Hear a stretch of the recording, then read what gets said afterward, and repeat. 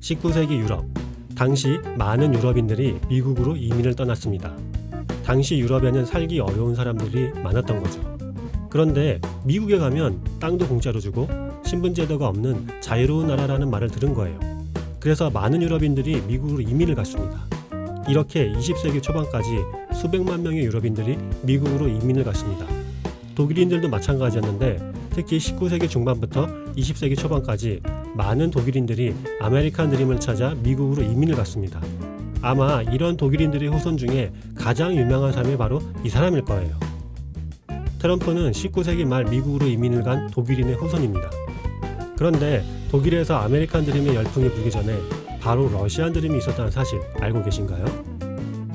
17세기 러시아는 큰 고민이 있었습니다. 러시아는 200년간의 몽골의 지배를 벗어난 15세기 이후 영토를 급격히 확장했습니다. 그런데 영토가 확장된 곳이 러시아 동부 지역이었다는 겁니다.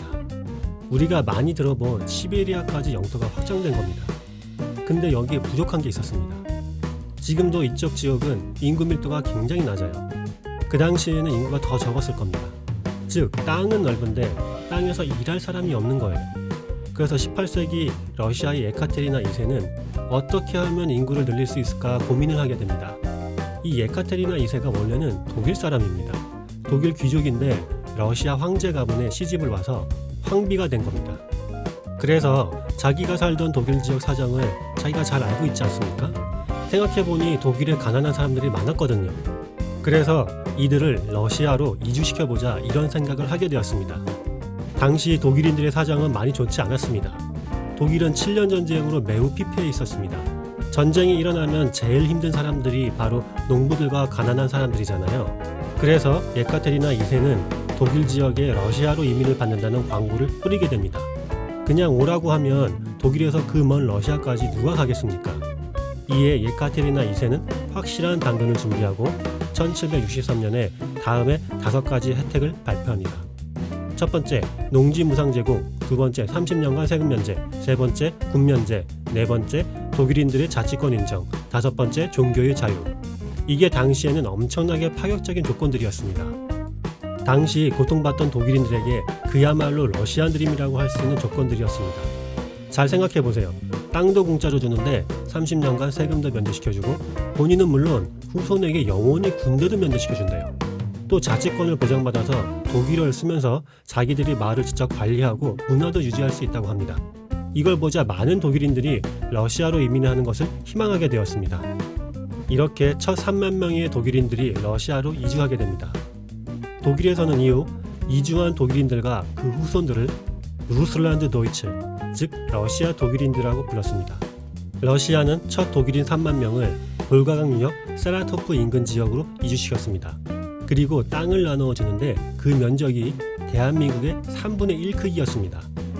첫 이민 이후 그 다음 이민자들은 오늘날 우크라이나 수도 키이우 서쪽 지역, 도나우강 하구 지역, 그리고 로스토프 지역 등에 정착하게 됩니다.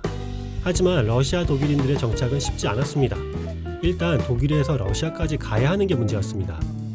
지금 보시면 독일 베를린 기준으로 사라토프까지 거리가 2,500km 정도 됩니다.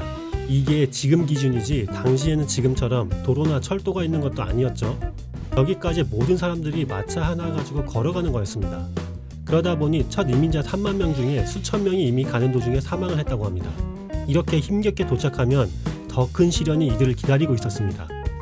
당시 러시아가 이민자들을 위해서 미리 거주할 집이나 이용할 인프라를 깔아둔 게 아니었거든요. 한마디로 말 그대로 아무것도 없는 초원 위에 덩그러니 던져진 겁니다. 맨 땅에 헤딩해서 모든 것을 다 다시 시작하는 거예요. 그래서 이민자들이 스스로 거주할 집도 짓고 마을도 형성합니다. 자, 그럼 이제 무엇을 해야 하나요? 먹고 살아야 하니까 농사를 시작해야죠. 근데 또 이게 쉽지 않았습니다. 여기가 독일이 아니라 러시아잖아요. 독일에서 농사 짓던 사람들이 러시아에 오니 기후도 다르고 땅도 완전히 다른 거예요. 완전 다른 환경에서 처음부터 농사를 지으니 아주 힘들었던 겁니다. 거기에 풍토병도 있어서 많은 사람들이 죽어나갔습니다. 정말 초기 러시아 독일인들은 힘들게 개척을 해야만 했습니다. 하지만 독일인들이 어떤 사람들인가요? 유럽에서 제일 근명성실하다고 평가받는 사람들이에요. 수많은 러시아 독일인들이 피땀 어린 노력으로 차츰 성과들이 나타나기 시작합니다. 19세기 초반이 되면 약 100개의 독일인 마을과 도시가 번성하게 됩니다. 첫 이민 이후 약 50년 만에 이루어낸 성과였던 겁니다.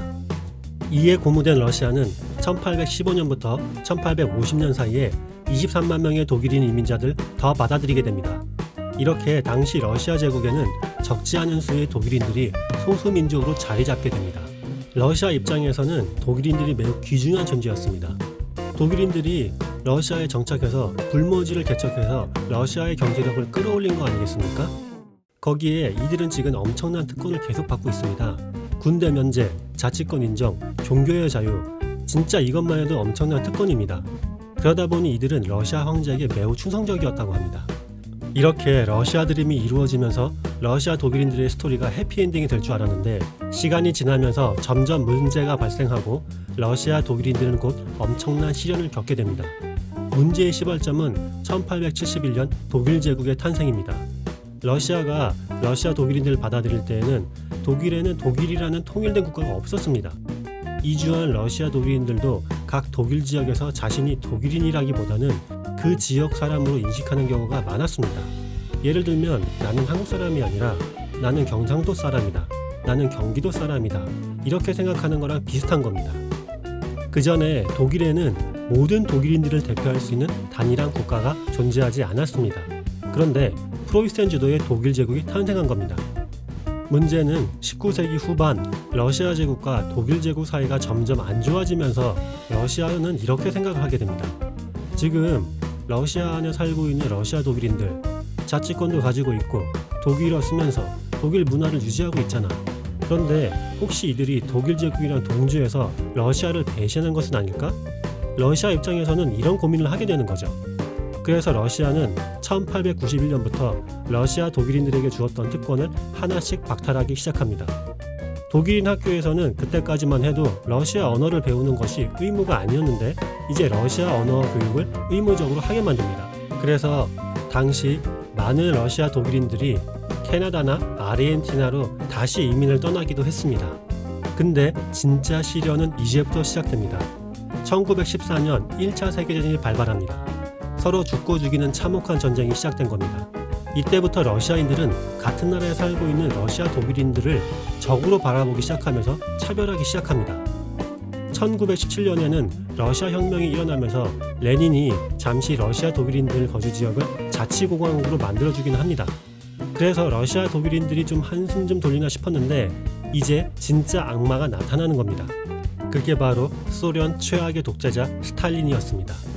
스탈린이 누굽니까? 자기에게 조금이라도 해가 되거나 위협이 되면 강제 수용소로 보내버리고 심지어 죽이는 것을 서슴지 않은 악명 높은 독재자였습니다. 피해 독재자 스탈린은 러시아 독일인들의 재산을 강제로 몰수하고 러시아 외곽으로 강제 이주시켜버립니다. 참고로 스탈린은 연해주에 살던 우리 민족을 강제로 중앙아시아로 이주시켰습니다. 이분들이 현재 우리가 알고 있는 고려인들이죠. 스탈린은 강제 이주만으로 만족하지 않았습니다. 러시아 독일인 신분증에는 독일인이라는 표식이 찍혀 있었고 이러면 어디에도 취업을 하지 못했습니다.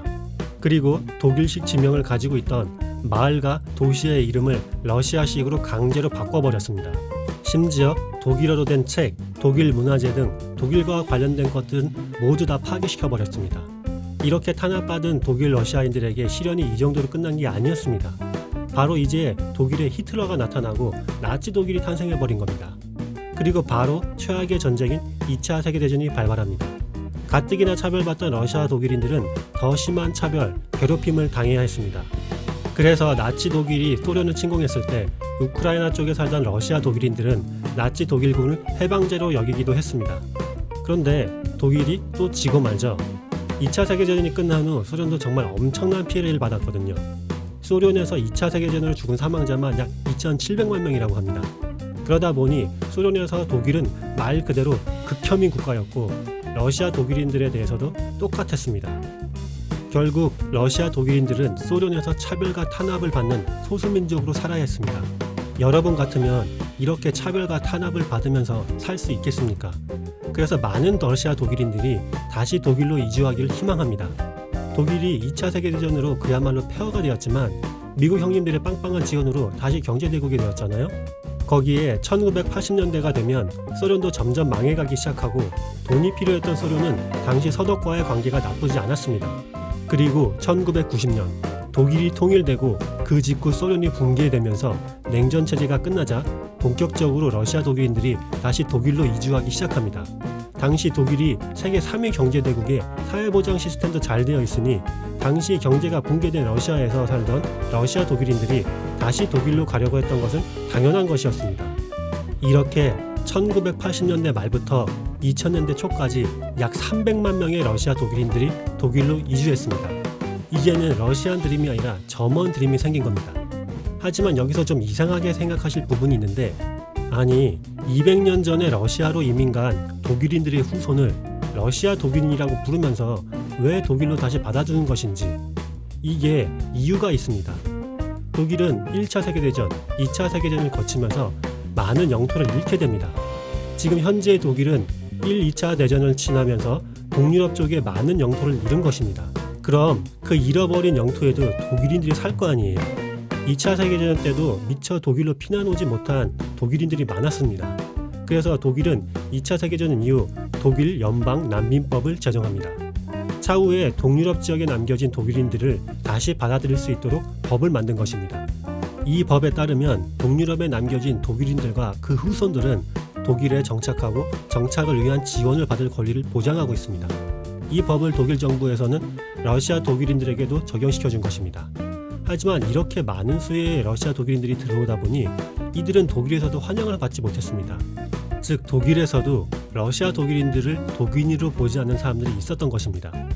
러시아 독일인들이 독일에 와서 복지 세금만 쭉쭉 빨아먹는다라고 생각을 한 겁니다. 이런 독일인들이 그런 생각을 하는 게 러시아 독일인들이 독일어를 잘 하지 못하는 경우가 많았거든요. 민족으로서 동질감을 가지려고 하면 제일 중요한 게 언어가 통하는 거잖아요. 말이 통해야 소통도 하고 친해지고 뭘 같이 하는데 많은 러시아 독일인들이 독일어를 하지 못했습니다. 이게 당연한 것인 게 이전에 러시아 소련에서 독일어 사용을 금지했잖아요.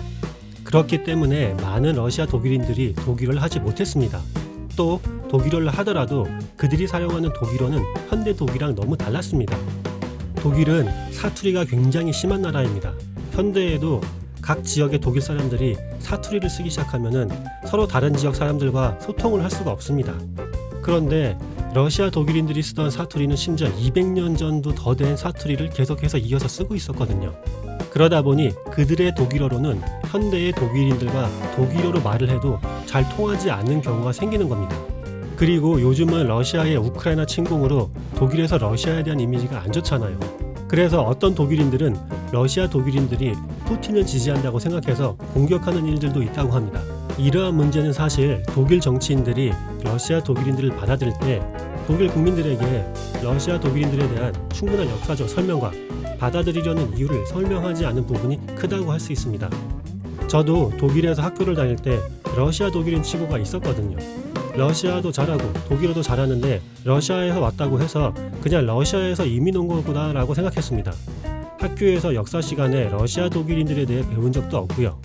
그런데 알고 보니 이 친구가 바로 러시아 독일인이었던 것이었습니다. 그래도 제가 알아본 바로는 대다수의 러시아 독일인들이 독일에서 잘 정착해서 살고 있다고 합니다.